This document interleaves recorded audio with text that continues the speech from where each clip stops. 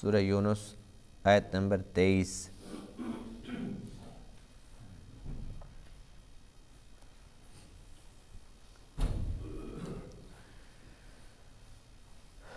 اعوذ باللہ من الشیطان الرجیم،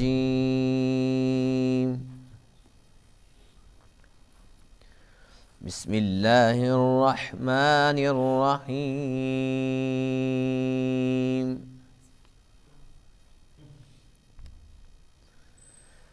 انما مثل الحیاة الدنیا کماء انزلناه من السماء فاختلط به نبات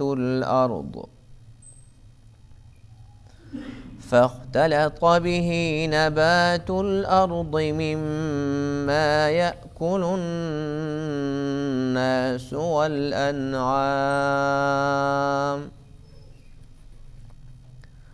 حتى إذا أخذت الأرض زخرفها وزينت وظن أهلها أنهم قادرون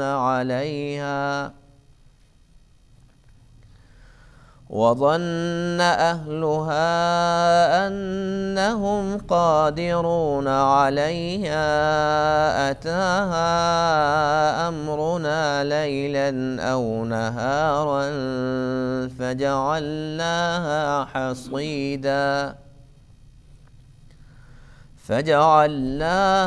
حصيدا كأن لم تغن بالأمس كذلك نفصل الآيات لقوم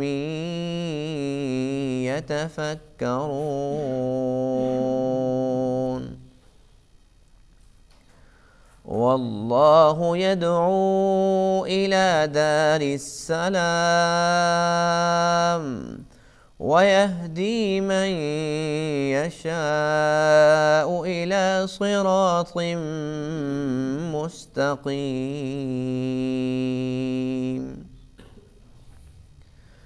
للذين أحسنوا الحسنى وزيادة ولا يرهق وجوههم قتر ولا ذلة أولئك أصحاب الجنة هم فيها خالدون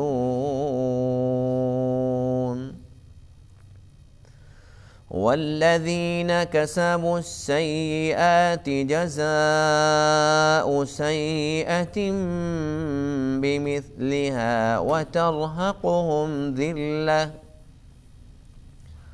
ما لهم من الله من عاصم كأنما أغشيت وجوههم قطعا من الليل مظلما أولئك أصحاب النار هم فيها خالدون صدق اللہ العظیم۔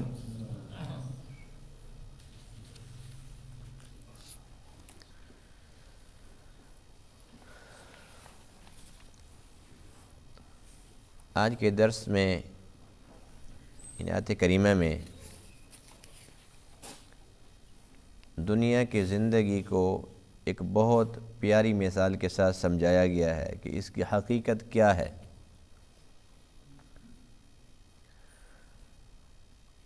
وہ مثال جو اللہ پیش فرمائے اس کے کیا ہی کہنے ہیں۔ اتنی پیاری مثال ہے، اتنی آسان ترین مثال ہے کہ ہر ایک انسان بے شک وہ پڑھا لکھا ہے یا ان پڑھ ہے، شہر میں رہنے والا ہے یا دیہات میں رہنے والا ہے، بچہ ہے، جوان ہے، بوڑھا ہے، ہر ایک کو بہت آسانی کے ساتھ سمجھ آنے والی مثال۔ اللہ فرماتے ہیں کہ ایک مثال ہے، پانی ہے۔ اللہ تعالیٰ جب آسمان سے پانی برساتا ہے تو زمین پر کہیں کہیں سبزہ ہوتا ہے اور کچھ زمین بالکل خالی پڑی ہوتی ہے۔ اس سبزے میں ساری چیزیں شامل ہیں، بے شک وہ گھاس ہو، بے شک وہ اناج ہوں، بے شک وہ سبزیاں ہوں۔ اللہ فرماتے ہیں کہ جیسے ہی وہ بارش آتی ہے، اس بارش کے پانی سے ساری کی ساری زمین سرسبز و شاداب ہو جاتی ہے۔ خالی پڑی تھی تو وہ بھی وہاں بھی کوئی نہ کوئی سبزہ اگاتا ہے، اور جہاں پر پہلے سبزہ لگایا گیا تھا، اناج غلہ جو بھی چیزیں تھیں، وہ پھلنے پھولنے لگتی ہیں، یہاں تک کہ وہ جو ان کا فاصلہ ہوتا ہے نا آپس میں، وہ فاصلہ ختم ہو جاتا ہے۔ اس کے پتے ادھر آ گئے، اس کے ادھر آ گئے، دونوں آپس کے اندر مل گئے۔ جہاں بھی دیکھو تو حد نگاہ، کیا بات ہے کھیتی کی۔ تو اللہ فرماتے ہیں کہ بس وہ زمین کی رونق ہوتی ہے، زمین ایسے خوبصورت بن جاتی ہے، اور جو زمین کا مالک ہوتا ہے وہ بہت زیادہ خوش ہوتا ہے، کہتے ہیں کیا بات ہے جی۔ اور پھر اس فصل سے جو بھی اس پانی سے بڑی پھلی پھولی، اسے انسان بھی استعمال کرتے ہیں اور جانور بھی۔ بہت ساری چیزیں ایسی ہیں جن کو چیز ایک ہی ہے لیکن انسان اور جانور برابر اس کو کھاتے ہیں۔ مثال کے طور پر گندم کو دیکھ لو، اب اس میں سے جو گندم کے دانے ہیں وہ انسان کھاتا ہے، باقی اس کا بھوسا جو کچھ بھی ہے وہ جانور کھاتے ہیں۔ اسی طریقے سے مکئی کو دیکھ لو، جو مکئی کے دانے ہیں وہ انسان استعمال کرتا ہے، کہیں اس کو آٹا بنا کے اس کی روٹی بنائی جاتی ہے، کہیں پر اس میں سے تیل نکالا جاتا ہے، تو وہ اس کو انسان استعمال کرتا ہے۔ مکئی کا جو گھاس ہے وہ جانور استعمال کرتے ہیں۔ اسی طریقے سے بے شمار ایسی چیزیں ہیں، چنے دیکھ لو، مونگی دیکھ لو، کہ مونگ کی دال ہم کھاتے ہیں اور باقی مونگی کی جو کچھ ہوتا ہے وہ بھوسا وغیرہ وہ سارے جانور کھاتے ہیں۔ اب جو زمین کا مالک ہے وہ بڑا خوش ہے، وہ کہتا ہے اب آیا مزہ۔ اب اسے یقین یہ ہوتا ہے کہ یہ زمین میری، میں اس کا مالک، اور اب یہ فصل تیار ہو چکی ہے، اب یہ میرے بس میں ہے، میں اس پر قادر ہوں، جب چاہوں اس کو سمیٹ لوں۔ ایسے ہوتا ہے کہ نہیں ہوتا؟ اللہ فرماتے ہیں کہ جس طریقے سے یہ زمین سرسبز و شاداب ہوئی اور اس کے بعد پھر اس کی جو فصل تھی وہ تیار ہو گئی اور وہ لہلہا رہی تھی، اور جو کسان تھا وہ بڑا خوش تھا، مالک بہت فل موڈ میں تھا کہ بڑا مزہ آ گیا، اچانک ایسا ہوتا ہے کہ اللہ کی طرف سے آفت آ جاتی۔ کیا آ جاتی؟ وہ ہو سکتا ہے اولے پڑ جائیں، ہو سکتا ہے بجلی گرے اس کے اوپر، ہو سکتا ہے سیلاب آ جائے، ہو سکتا ہے کوئی اور طوفان آ جائے۔ اللہ کی طرف سے کوئی آفت آ گئی اور وہ ساری کی ساری فصل جو کہ بالکل تیار تھی، جس میں اس زمین کا مالک خوشیاں دیکھ رہا تھا، آنن فانن اس کی ساری کی ساری خوشیاں خاک میں مل جاتی ہیں۔ اور اللہ فرماتے ہیں کہ وہی زمین جس پر وہ دیکھ کر خوشیاں منا رہا تھا، جس فصل کو وہ سمیٹنے کے منصوبے بنا رہا تھا، جب اللہ کی طرف سے آفت آتی ہے وہ جا کر دیکھتا ہے تو حیران ہوتا ہے، اور اس کو ایسے محسوس ہوتا ہے کہ یہاں کچھ تھا ہی نہیں، نام و نشان مٹ جاتا ہے۔ اگر وہ سیلاب آ گیا تو وہ زمین ہی نظر نہیں آتی، فصل کیا نظر آئے گی؟ اولے پڑ گئے، کون سی فصل؟ نہ انسان استعمال کر سکتے ہیں، نہ جانور، بھوسا ہی ختم ہو گیا۔ تو اللہ فرماتے ہیں کہ بس اے انسان، اس مثال کو دل و دماغ میں جگہ دے، اور اس کے بعد دیکھ کہ تیری زندگی ہے کیا۔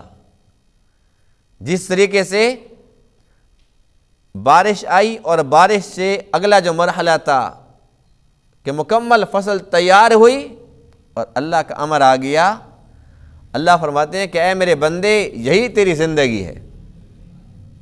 بچہ ہوتا ہے، بڑا ہوتا ہے، تیرے بڑے منصوبے ہوتے ہیں، تیرے ماں باپ نے تیرے اندر بڑی خوشیاں دیکھنی ہوتی ہیں، اس کی شادی کریں گے، یوں کاروبار کر کے دیں گے، یوں میرا بیٹا پڑھ لکھ کے آ جائے گا، یہ کام کرے گا، انجینئر بنے گا، ڈاکٹر بنے گا، فلاسفر بنے گا۔ منصوبے ہوتے ہیں کہ نہیں ہوتے؟ اللہ فرماتے ہیں کہ اسی طریقے سے ہوتے ہیں جس طریقے سے اس کسان کے، زمین کے مالک کے منصوبے ہوتے ہیں۔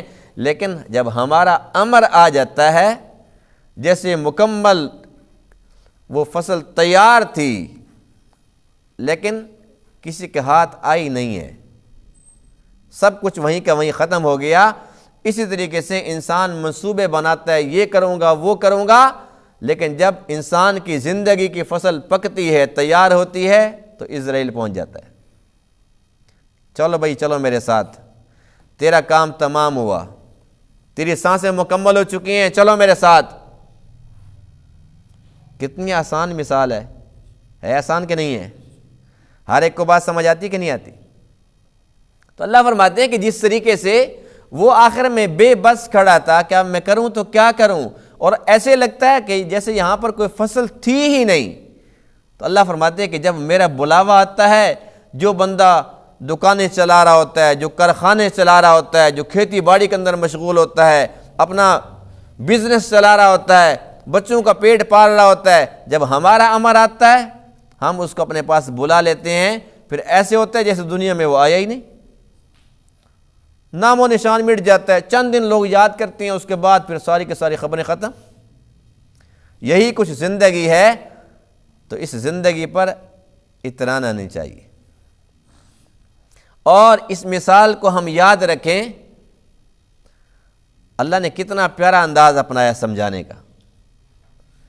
جب بھی دیکھیں بارش آ رہی ہے، جب بھی دیکھیں کہ یہ فصل ہے، اور واقعی ایسا ہی ہے کہ اس کی ابتدا سے لے کر انتہا تک مالک کتنا خوش ہو رہا ہوتا ہے، اور پتہ نہیں اس کے نصیب میں ہوتی کہ نہیں ہوتی، ایسے ہی ہم اپنی زندگی کو سامنے رکھیں کہ پتہ نہیں جو خوشیاں میں نے اپنے دل کے اندر پال رکھی ہیں، میرا بچہ یوں بنے گا، میں بچوں کو یوں کراؤں گا، میں یوں پڑھاؤں گا، میں اس مقام پہ لا کے کھڑا کروں گا، پتہ نہیں یہ ہمیں سب کچھ نصیب ہوگا کہ نہیں ہوگا۔ ہو سکتا ہے کہ ان کا وقت پہلے آ جائے اور ہماری خوشیاں خاک میں مل جائیں، ہو سکتا ہے کہ وہ اس لائق ہو بھی جائیں لیکن ہمارا کام تمام ہو جائے، ہمیں پھر بھی نصیب نہیں ہوگی۔ اس لیے اس دنیا کی زندگی سے انسان پیار کرے تو کیا فائدہ، اس نے تو ختم ہو جانا ہے۔ اللہ فرماتے ہیں کہ میں تمہیں سلامتی کے گھر کی طرف بلاتا ہوں۔ دنیا کے اندر سلامتی نہیں ہے، یہاں تو فنا ہے، بقا اور سلامتی وہ آخرت کا گھر ہے، وہ تمہارا وہ گھر ہے جو تمہارے باپ آدم کی میراث ہے۔ ہم سب کا باپ کون ہے؟ آدم علیہ السلام۔ اب ہمارا جو باپ تھا، ہمارا جو والد ہوتا ہے، ہمارا دادا ہوتا ہے، جو اس کی جائیداد ہوتی ہے وراثت میں ہمیں ملتی ہے کہ نہیں ملتی؟ تو جو ہمارا باپ آدم تھا اس کا گھر کہاں تھا؟ جنت میں نا، تو پھر وہ میراث تو وہی ہے، ہمارا اصل گھر تو وہی ہے، اس میں سے ہمیں وراثت ملے گی کہ نہیں ملے گی؟ تو اللہ فرماتے ہیں کہ میں تمہیں اس کی طرف بلاتا ہوں، اس وراثت کے لیے آؤ، اس کے لیے کچھ کر لو۔ اور فرمایا کہ جو دنیا کے اندر نیکیاں کرتا ہے، میری بندگی کے اندر زندگی گزارتا ہے، اسے وہ ضرور ملے گی۔ اور قیامت کے دن فرمایا کہ دو قسم کے لوگ ہوں گے، ایک وہ جن کے چہرے کالے اور سیاہ ہوں گے، ظلمت اور تاریکی ان کے چہرے پر نظر آ رہی ہوگی، چھائی ہوئی ہوگی، اور ایک وہ گروہ ہوگا جن کے چہرے چمکدار، روشن، نور والے ہوں گے، جنہوں نے اللہ اور اللہ کے حبیب کی بات مان لی، جو پکے نمازی تھے۔ حدیث پاک میں ہے کہ قیامت کے دن ان کے وضو والے اعضاء دور سے چمک رہے ہوں گے، اور جو لوگ مشرک تھے، جو کافر تھے، منافق تھے، بد نصیب اور بدبخت تھے، ان کے چہروں کے اوپر ظلمت اور تاریکی چھائی ہوئی ہوگی۔ کتنی بڑی ذلت کی بات ہے۔ اور یہ جو سیاہ چہروں والے ہوں گے یہ جہنمی لوگ ہوں گے، اور جو نورانی چہرے والے ہوں گے یہ جنتی لوگ ہوں گے۔ تو دیکھو اللہ نے وہ منظر میں پہلے سمجھا دیا، پہلے یہ بتلا دیا کہ قیامت کے دن کون کس شکل میں آئے گا میرے پاس، کون سا حلیہ لے کے کون آئے گا، اور بتلا دیا کہ جن کے اعمال اچھے ہیں، جن کا عقیدہ درست ہے، جو تقوی اعمال صالح والی زندگی لے کر آئیں گے تو ان کے چہرے نورانی ہوں گے اور جنت میں جائیں گے، جنت کی دائمی نعمتیں اور ہمیشہ ہمیشہ کا سکون لے کے جائیں۔ تو اس لیے ہمیں چاہیے کہ ہم اس دنیا کی زندگی سے اتنا زیادہ دل نہ لگائیں، اس لیے کہ سب کچھ چھوڑ کر جانا ہے، اور جس نے جتنا زیادہ محنت کی ہوگی، جتنا زیادہ دنیا جمع کی ہوگی، اس کے لیے اتنا ہی زیادہ مشکل مرحلہ ہوگا کہ اتنا میں نے بنایا، اتنا کچھ کیا، اتنی محنت کی، لیکن آج ایسے ہی جا رہا ہوں۔ اور جس نے آخرت کے لیے محنت زیادہ کی ہوگی، اس کو جاتے وقت بڑی خوشی ہوگی کہ الحمدللہ مجھے کیا ٹینشن ہے، نمازیں پڑھتا تھا، روزے رکھتا تھا، صدقہ خیرات کرتا تھا، اللہ کے بندوں کو ستاتا نہیں تھا، اللہ کے مخلوق کی خدمت کرتا تھا، ہر ایک کو فائدہ پہنچاتا تھا۔ وہ کہہ کہ میں نے تو آخرت کے لیے بہت کچھ کر رکھا ہے، یہاں کے لیے تھوڑا کیا تھا تو کیا ہوا، جا رہا ہوں، ہمیشہ ہمیشہ وہاں پہ رہنا ہے تو پھر مزے بھی وہیں پر کروں گا۔ انما مثل الحیات الدنیا، بے شک دنیا کی زندگی کی مثال کماء پانی کی طرح ہے، انزلناہ من السماء، ہم نے اتارا اس پانی کو آسمان سے، فاختلط بہ نبات الارض، پھر اس کے ساتھ خلط ملط ہو گئے، مل گئے زمین کے نباتات، زمین پر جو سبزیاں تھیں وہ آپس کے اندر مل گئے، مما یأکل الناس، جس میں سے لوگ بھی کھاتے ہیں، والانعام، اور چوپائے جانور بھی کھاتے ہیں، حتی اذا اخذت الارض زخرفہا، یہاں تک کہ جب زمین نے رونق پکڑ لی، وزینت، اور وہ مزین ہو گئی، وظن اہلہا، جو زمین کا مالک ہے وہ گمان کرنے لگا، انہم قادرون علیہا، کہ بے شک وہ اس پر قدرت رکھنے والے ہیں۔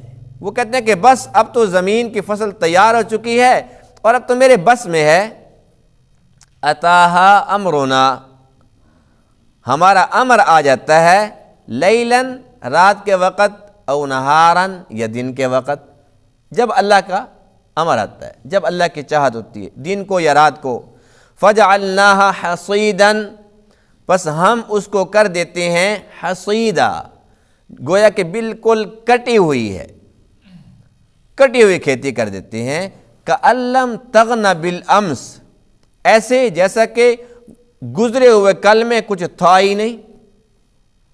کذالک نفصل الآیات، اسی طرح ہم تفصیل کے ساتھ بیان کرتے ہیں آیات کو، لقوم، ان لوگوں کے لیے، یتفکرون، جو فکر کرتے ہیں، سوچ و بچار کرتے ہیں۔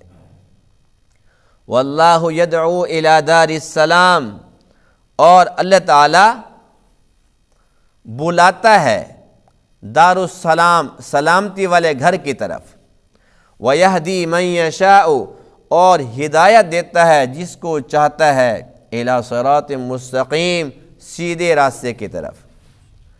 لِلَّذِينَ أَحْسَنُوا الْحُسْنَى، وہ لوگ جنہوں نے نیکی کی، جنہوں نے بھلائیوں کے کام کیے، ان کے لیے حسنہ، بھلائی ہے، وزیادہ، اور زیادہ بھی ہے، مزید بھی ہے، وَلَا يَرْحَقُ وُجُوهَهُمْ، اور نہیں چڑھے گی ان کے چہروں پر قطر، کوئی سیاہی، ولا ذلہ، اور نہ ہی کوئی ذلت۔ اولئک اصحاب الجنہ، یہی وہ لوگ ہیں جو جنتی ہیں، ہم فیہا خالدون، یہ اس میں ہمیشہ ہمیشہ رہیں گے۔ والذین کسبوا السیئات، اور وہ لوگ جنہوں نے گناہ کمائے، جنہوں نے برائیاں کمائی، جزاء سیئۃ بمثلہا، تو ان کو برائی کا بدلہ اس کی مثل ہی ملے گا، برا کام کیا تو اس کا انجام بھی برا ہوگا۔ وترہقہم ذلہ، اور ان کے اوپر ذلت چڑھ رہی ہوگی، ما لہم من اللہ من عاصم، کوئی نہیں ہوگا ان کے لیے اللہ کے بغیر مدد کرنے والا۔ عاصم کا معنی ہے مددگار، مدد کرنے والا۔ کأنما اغشیت وجوہہم، گویا کہ ان کے چہرے ڈھانپ دیے گئے، قطعا من اللیل مظلما، تاریک رات کے ٹکڑوں کے ساتھ، اتنے جیسے کالی رات نہیں ہوتی، کالی رات، اسی طریقے سے ان کے چہرے کالے ہو جائیں گے۔ اولئک اصحاب النار، یہی وہ لوگ ہیں جو آگ والے ہیں، جہنم میں جانے والے ہیں۔ ہم فیہا خالدون، اس میں ہمیشہ ہمیشہ رہیں گے۔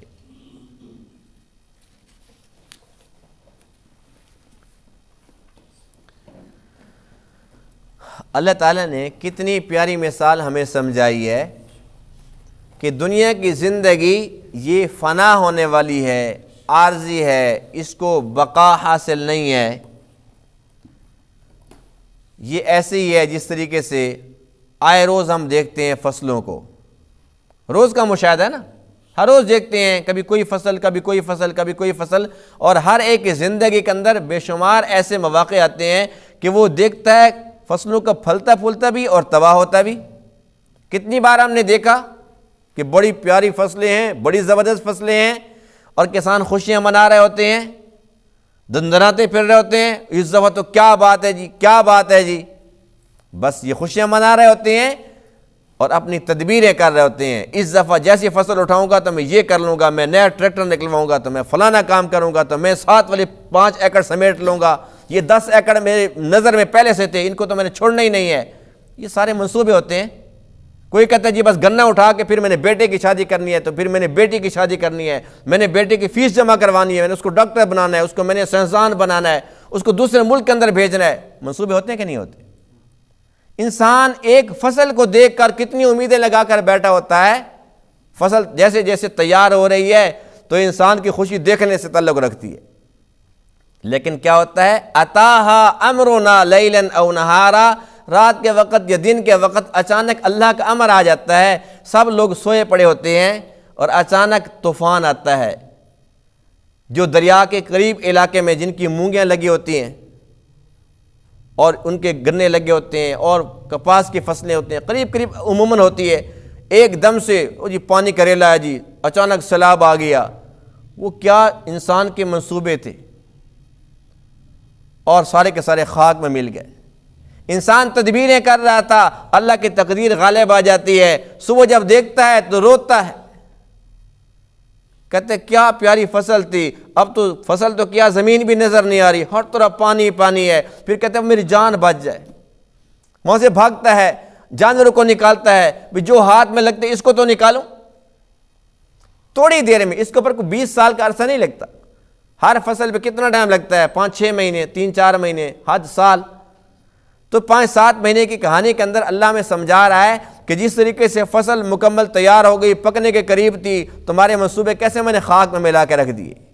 یہی تو تمہاری زندگی ہے کہ تمہارا بچہ بھی پیدا ہوا نہیں ہے، پہلے سے منصوبے ہیں، بچہ میرا ہو گیا تو میں یوں کروں گا، بچہ آ گیا اس کے بعد پھر منصوبے شروع، میں نے اس کو یہ کرانا ہے، میں نے وہ کرانا ہے، سارے منصوبے بنائے، اور وہ بچہ جوان بھی ہو گیا، جیسے فصل تیار ہو جاتی ہے۔ اب انسان خوشیاں منا رہا تھا کہ میں اس کی خوشیاں دیکھوں گا، میں اس کی شادی کروں گا، پھر اس کے بچے ہوں گے، پھر میں ان کو اٹھا کر پھروں گا۔ ہر ایک کے ارمان ہوتے ہیں نا، بچوں کو پڑھاؤں گا، لکھاؤں گا، میں ان کو اس مقام پہ لانا چاہتا ہوں۔ ادھر اللہ تعالیٰ بھیجتا ہے اسرائیل کو، جاؤ اس کی سانسیں مکمل ہو چکی ہیں، میرے پاس لے کر آ جاؤ۔ اب یہ بھی تو فصل تیار تھی، جوان بیٹا چلا جاتا ہے، اسرائیل کا تو کوئی نام نہیں لیتا نا، یہ ایکسیڈنٹ ہو گیا، گھر سے نہ نکالتا تو اچھا تھا، ماں نے منع کیا، فلانے نے منع کیا، او جی نہر میں نہانے چلا گیا، ڈوب گیا وہاں پر، سب منع کرتے رہے تم نہ جاؤ وہاں پر، فلاں چیز کیوں کھا لی تھی، فلانی چیز کا اس کے اوپر پانی پی لیا، فلاں کھا کے اس کے اوپر دودھ پی لیا۔ یہ ہماری باتیں ہوتی، حقیقت صرف اتنی سی ہے کہ اللہ کا امر آ گیا، بس اللہ کا امر آ گیا، یہ سب کے سب بہانے بن گئے۔ اللہ نے اسرائیل کو بھی تو بدنام نہیں کرنا تھا نا، اس کو بھی تو بچانا تھا تاکہ لوگ اس کو گالیاں نہ دیں، اور اسی کا قصور ہے بھائی، اسے کہتے تھے بھائی تو آرام سے چل، بڑا تیز موٹر سائیکل چلاتا تھا، یوں کرتا تھا، بس سارے اسی کے اوپر شروع ہو جاتے ہیں، اسرائیل کو لوگ بھول جاتے ہیں۔ اللہ کا امر آ جاتا ہے اور اچانک آ جاتا ہے، کسی پر بھی آ سکتا ہے۔ ضروری نہیں کہ اگر ہماری جو اولادیں ہوں گی پھر ہم ان کے منصوبے، ہو سکتا ہے کہ جو منصوبے ہم بنا رہے ہیں ہمارے ٹائم پورا ہو چکا، ہمارا ٹائم آ جائے یا ہماری اولادوں کا آ جائے۔ بات تو ایک ہی ہے کہ اللہ کا جب امر آتا ہے تو انسان کے منصوبے ختم ہو جاتے ہیں، انسان جو کچھ سوچ رہا ہوتا ہے وہ سب کا سب ختم ہو جاتا ہے۔ تو اللہ فرماتے ہیں اے میرے بندے، اس دنیا کی فانی زندگی سے اتنا پیار کیوں کرتا ہے؟ کیا آخرت پر یقین نہیں ہے؟ میری باتوں پر بھروسہ نہیں ہے؟ میری ملاقات کا شوق نہیں ہے؟ میرے وعدوں پر یقین نہیں ہے؟ تو کیسا میرا بندہ ہے؟ تو کیسا انسان ہے؟ اپنے خالق اور مالک کی باتوں پر بھی یقین نہیں کرتا، ہر روز دیکھتا نہیں ہے ساری مثالیں، ہر روز اعلانات نہیں سنتا، ہر روز جنازوں میں شریک نہیں ہوتا، ہر روز جنازوں کو کندھا نہیں دیتا، اپنے ہاتھوں سے تم اپنے پیاروں کو قبروں میں نہیں اتارتے ہو، سارا کچھ کرنے کے باوجود بھی تجھے یہ بات کیوں نہیں یاد رہتی کہ تیرا بھی ٹائم آئے گا؟ دنیا کی زندگی تو اتنی سی ہے، اور کوئی انسان سمجھتا ہے کہ یہ نظام میری وجہ سے چل رہا ہے تو یہ سب سے بڑی احمقانہ بات ہے، سب سے بڑی جہالت کی بات ہے۔ کوئی بھی کہتا ہے جی بس یہ تو میری وجہ سے دکان چل رہی ہے، جس دن میں نہیں ہوگا نا لگ پتہ جائے گا، یہ تو کاروبار میری وجہ سے چل رہا ہے، یہ تو گھر کا نظام میں چلا رہا ہوں۔ یہی تو سب سے بڑے دھوکے ہیں۔ نظام کا خالق کون ہے اور مالک کون ہے؟ جب خالق بھی وہ ہے مالک بھی وہ ہے تو ہماری اوقات اور حیثیت ہے ہی کیا؟ اگر ہماری باتیں سچی ہوتی تو دنیا کا نظام اب تک ختم ہو چکا ہوتا۔ جن کو اپنے کاروبار پہ ناز تھا، جن کو اپنے ہنر پہ اپنے فن پہ بڑا ناز تھا، جب وہ چلے گئے تو وہ شعبہ تو ختم ہو چکا ہوتا، دکانیں بند ہو چکی ہوتی، لیکن دکانیں 1 سے 2 ہو گئی، 2 سے 4 ہو گئی، 4 سے 8 ہو گئی، دکانیں بڑی ہو گئی، کاروبار تو اور بڑھ رہا ہے۔ گھر کا نظام کیسے چلے گا؟ اللہ اس سے پیارا چلا رہا ہے۔ اس کا مطلب یہ ہے کہ یہ سارا کا سارا دھوکہ ہے، نہ ہماری وجہ سے نظام چل رہا ہے نہ ہم چلا رہے ہیں، اللہ چلا رہا ہے۔ جب اس نے چلانا ہے، جب ہماری باری ختم، اللہ کسی اور کو وہاں پہ کھڑا کر دے گا، اس کی چھٹی کرائے گا، پھر کسی اور کو لے آئے گا۔ اس نے چلانا ہے نا، وہ چلا کے دکھائے گا۔ اس لیے ہم اتنے اہم نہیں ہیں جتنا ہم نے اپنے آپ کو سمجھ رکھا ہے، ہماری حیثیت کچھ بھی نہیں ہے۔ 2 دن 4 دن 10 دن لوگ یاد کرتے ہیں، اس کے بعد پھر کہتے ہیں کون؟ پتہ نہیں، میں تو نہیں جانتا۔ چند دن کے بعد نام و نشان بھی مٹ جاتا ہے، اپنی اولادیں بھول جاتی ہیں۔ 200 یاروں کا تو کہنے کیا، اپنی اولادیں بھول جاتی ہیں۔ پہلے یاد رہتا ہے، پھر ایسا بھولتے کوئی نہیں پتہ جی ہمارا والد، ہاں جی بس دیکھا ہوا ہے، بہت عرصہ ہوتا ہے، ہمیں تو یاد ہی نہیں آتا۔ اب جب اپنے ماں باپ انسان بھلا دیتا ہے، اس سے زیادہ کلوز اور پیارے رشتے کون سے ہو سکتے؟ اس لیے جس انسان نے آخرت کے لیے کچھ کر لیا، اس نے کما لیا۔ دنیا کے لیے کچھ بھی کر لو، قارون جیسے خزانے بھی جمع کر لو، نمرود جیسی سلطنت بھی اگر تمہیں مل جائے، لیکن بالآخر فنا ہے۔ اللہ فرماتے ہیں ما عندکم ینفد، جو بھی تمہارے پاس ہے اس کو فنا ہے، وما عند اللہ باق، اور جو اللہ کے پاس ہے اس کو بقا ہے۔ جتنا بھی کھا لو پی لو جمع کر لو، اس کو فنا، اور جو 1 روپیہ 1 کھجور اللہ کے راہ میں دے دو، اس کو بقا۔ اپنے ہاتھ سے جو صدقہ خیرات کر لو، اس کو بقا۔ دنیا کے لیے جتنا اڑا لو، محلات کھڑے کر لو، اس کو فنا۔ یہ تو سب کو پتہ ہے کہ دنیا چھوڑ کر جانا ہے اور ہمیشہ ہمیشہ آخرت میں رہنا ہے۔ جہاں ہمیشہ ہمیشہ رہنا ہے وہاں کے لیے ہم کتنی محنت کرتے ہیں، اور جہاں یقین ہے کہ چھوڑ کر جانا ہے اس کے لیے ہم کتنی محنت کرتے ہیں۔ اسی ہماری محنت سے، ہمارے کرتوتوں سے پتہ چلتا ہے کہ ہمیں اللہ اور اللہ کے رسول کے وعدوں پر بھروسہ نہیں ہے۔ بے شک زبان سے ہم نہ کہیں، لیکن ہمارے اعمال سے پتہ چلتا ہے۔ اگر بھروسہ ہوتا تو آخرت سے پیار ہوتا، جیسے صحابہ کرام کو تھا۔ اللہ فرماتے ہیں میرے بندو، واللہ یدعو الی دار السلام، اللہ تمہیں دار السلام کی طرف بلاتا ہے، سلامتی والا گھر۔ وَيَهْدِي مَن يَشَاءُ إِلَىٰ صِرَاطٍ مُسْتَقِيمٍ، اللہ تعالیٰ صراط مستقیم پر تمہیں چلانا چاہتا ہے۔ ایک تم ہو کہ بھاگے جا رہے ہو دنیا دنیا دنیا، اور اتنے انسان تیز رفتار ہے، اتنا بھاگ رہا ہے رزق کے پیچھے کہ رزق کے پیچھے رہ گیا، اس سے آگے نکل گیا انسان۔ رفتار اتنی زیادہ تھی، جس رزق کے پیچھے ہم دوڑ رہے تھے اس کو بھی پیچھے چھوڑ دیا۔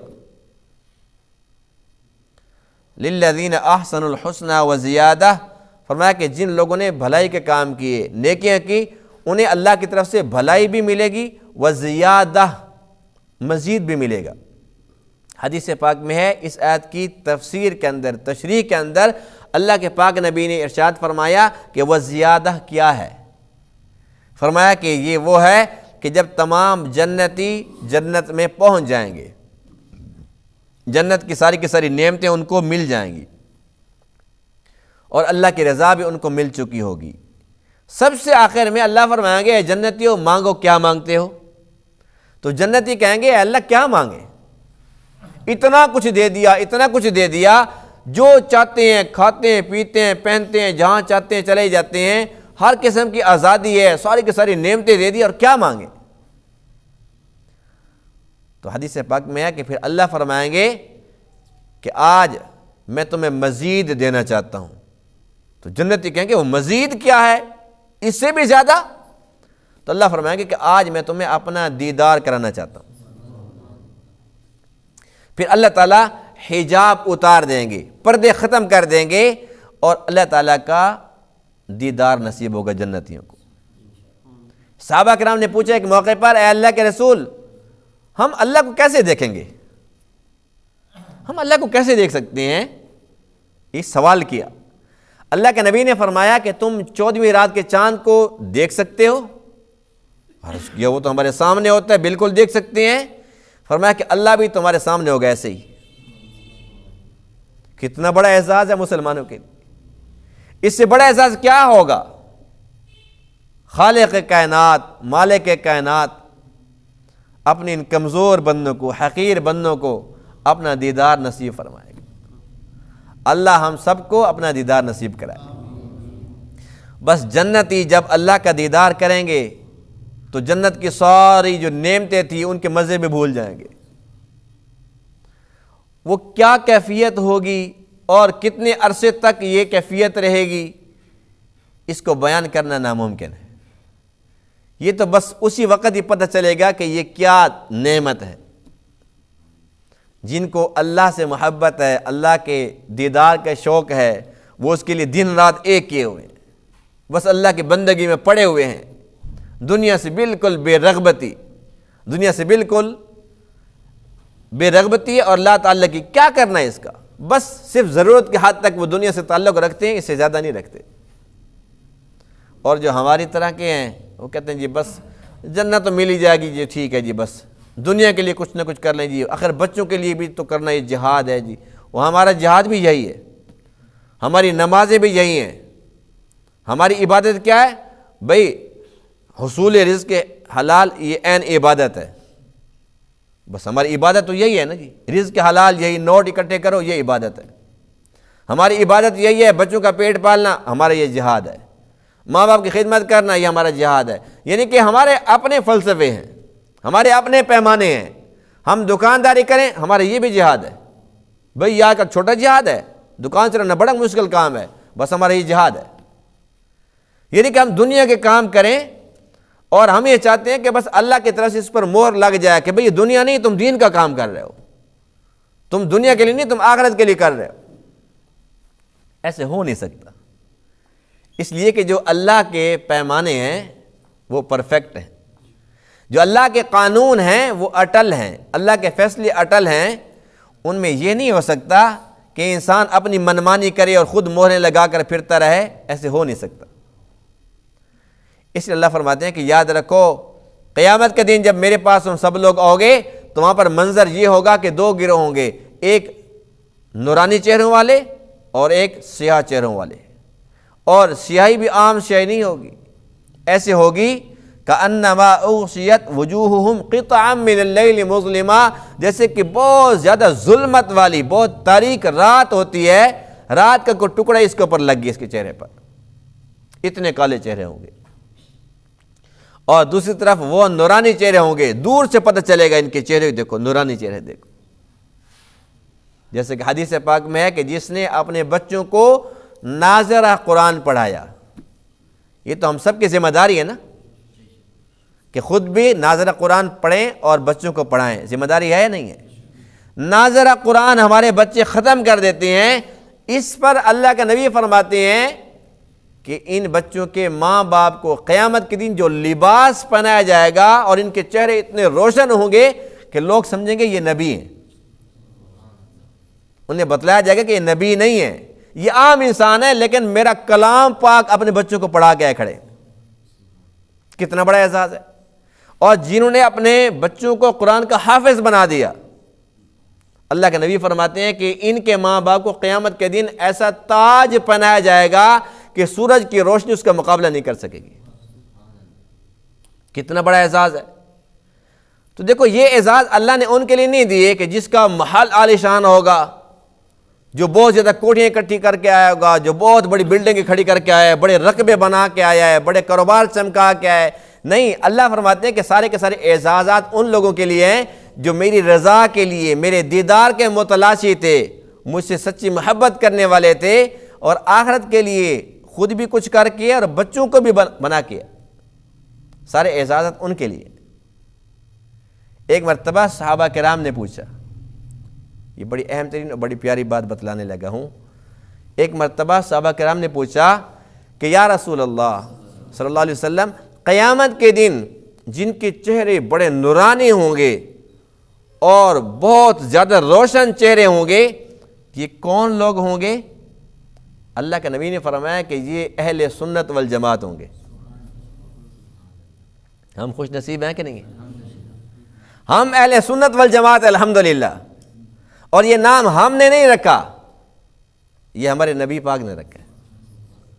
اللہ کے نبی نے فرمایا کہ جو اہل سنت والجماعت ہوں گے. اچھا، یہ آپ کو پتہ ہے کہ اہل سنت والجماعت کا کیا مقصد ہے؟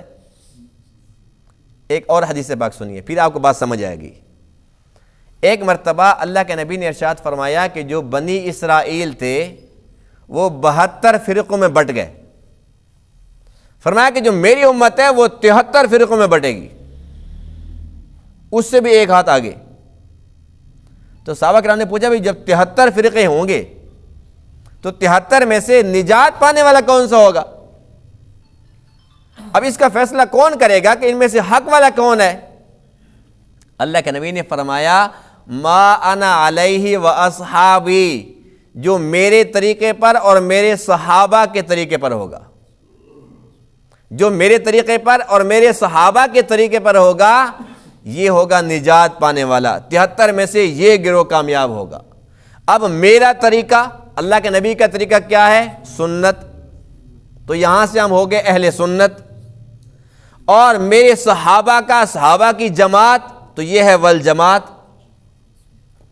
تو دونوں حدیثیں جب ہمیں یاد ہوں گی تو پھر ہمیں خوشی ہوگی کہ الحمدللہ ہم اہل سنت والجماعت ہیں. اور اہل سنت والجماعت کے چہرے نورانی صرف اس وجہ سے ہوں گے کہ اللہ کے نبی کی سنتوں سے پیار ہے، اور اللہ کے نبی کو جس جماعت سے پیار ہے ان کو بھی ان سے پیار ہے. اس لیے صحابہ کرام سے پیار بغیر کسی استثناء کے کہ فلاں کو نکال کے فلاں یوں نہیں، تمام کے تمام صحابہ ان سب سے اللہ راضی ہو گیا. ہم تمام صحابہ سے محبت کرتے ہیں، ان کی محبت ہمارا ایمان ہے. درجے ضرور ہیں، ابو بکر کی اپنی شان ہے تو عمر کی اپنی شان ہے، حضرت عثمان کی اپنی شان ہے، حضرت علی پاک کی اپنی شان ہے، سب کی شان الگ الگ. لیکن یہ مقصد نہیں ہے کہ ہم کسی کی توہین کریں، کسی کو ہم حقیر سمجھیں، نعوذ باللہ من ذالک. سب کے سب صحابہ شان والے ہیں. اور سب سے کم درجے کا جو صحابی ہے، سب سے کم درجے والا صحابی، تمام دنیا کے تمام اولیاء، کتب، غوث، ابدال سارے مل کر سب سے کم درجے والے صحابے کے پاؤں کی گرد کو بھی نہیں پہنچ سکتے. اس لیے کہ اللہ کے نبی کی جو کیمیا گر نظر تھی جس پہ وہ پڑ گئی ہے، کائنات کے تمام ولی مل کر اس کا مقابلہ نہیں کر سکتے. اس لیے ہم اللہ کا شکر ادا کرتے ہیں الحمدللہ کہ ہم اہل سنت والجماعت ہیں. اللہ کے نبی کی سنتوں پہ مر مٹنے والے ہیں، دل سے پیار کرتے ہیں، اور تمام صحابہ سے تمام اہل بیت سے پیار کرتے ہیں، حد سے زیادہ پیار کرتے ہیں، ان سے والہانہ محبت کرتے ہیں، اور تمام اولیاء کرام کو ماننے والے ہیں۔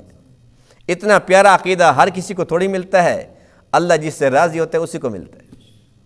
تو اس لیے اگلا مرحلہ، عقیدہ تو ہمیں مل گیا الحمدللہ، مسلک بہت پیارا مل گیا، اگلا کام ہے ہماری اپنی محنت۔ اگر ہم محنت کریں گے، نماز، روزہ، حج، زکوٰۃ، جو توفیق ملتی ہے حسب توفیق ہم کوشش میں لگے رہیں گے، پھر اللہ کا فضل شامل حال ہو جائے گا۔ اللہ تعالیٰ اپنے فضل و کرم سے ہمیں جنت میں داخل فرما دیں گے۔ جب جنت میں چلے جائیں گے تو پھر اللہ کی رضا بھی ملے گی، اس کا دیدار بھی نصیب ہوگا انشاءاللہ۔ اللہ تعالیٰ ان تمام باتوں کو سمجھنے عمل کرنے کی توفیق عطا فرمائے۔ وآخر دعوانا الحمد للہ رب العالمین۔